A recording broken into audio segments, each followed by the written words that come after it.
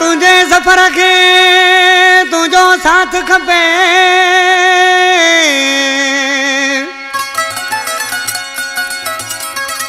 सुना तुझे सफर के तुझो साथ खपे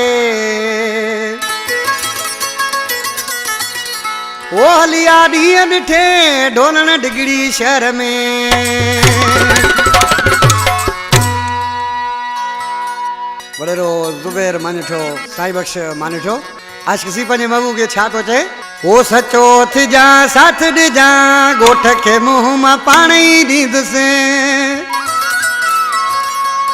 हरू भरू न वेझो ईंदो को वेझो ईंदो त यादि कंदो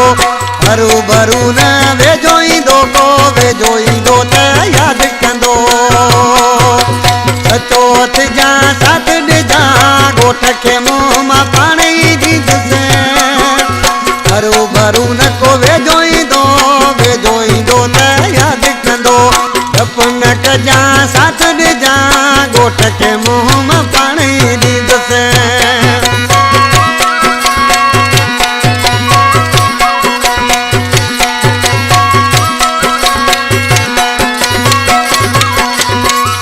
तुझे जी आए जरूरत छो जो तो साए मुझी मोहब्बत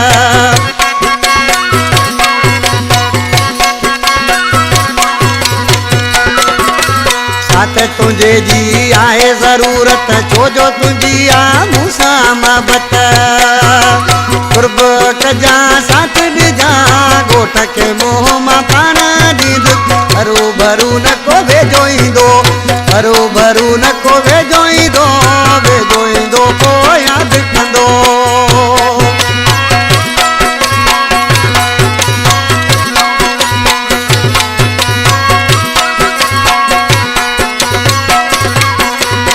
में भी एडी न जुरत तोखे लाए को हथ मिठा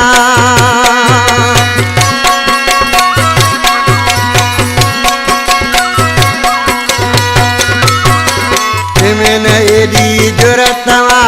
तोखे लगाए हथ मिठा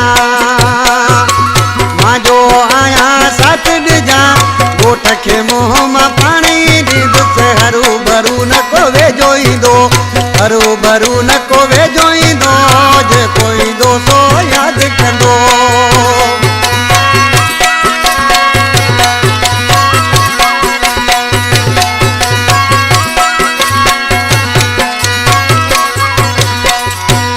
मेरली बबर ई सफर साहिब असांजो भाई सफर कलोड़ो किसी नाले वारे मिसरा में छा तो थे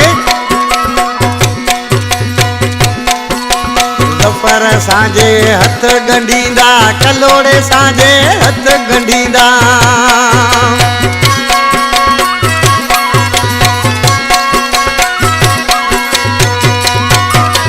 सफर साजे हथ गंढींदा कलोड़ साजे हथ गंढींदा डिगड़ी शहर में हूंदा धमाका ॻोठ के मुंह मां पाण ई ॾींदुसि हरू भरू न को वेझो ईंदो हरू भरू न को वेझो ईंदो उहो यादि कंदो सचो थिजा साथ ॾिजा ॻोठ के मुंह मां पाण ई ॾींदुसि हरू भरू जेको वेझो ईंदो उहो यादि कंदो डपु न कजा साथ ॾिजा ॻोठ के मुंह मां पाण ई ॾींदुसि